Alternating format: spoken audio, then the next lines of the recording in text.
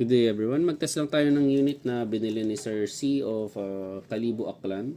Ang binili niya is brand new WE Glock 17 two-tone. So pinalagyan din ni Sir ng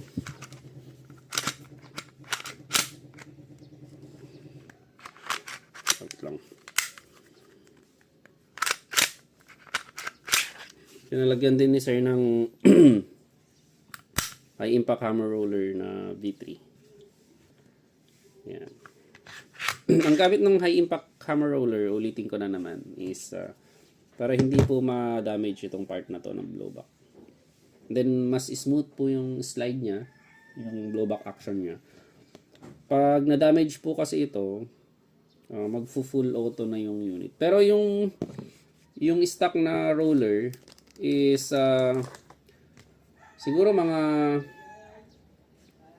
50,000 rounds bago more than 50,000 rounds bago naman masira yun. Ayan. So test natin yung unit. Maglagay lang tayo ng 1, 2, 3, 4, 5, 6, 7, 8, 9, 10. Ayan. Check natin yung unit if gumagana. 5 shots lang tayo. Ayan. Okay. Ayan yung BB.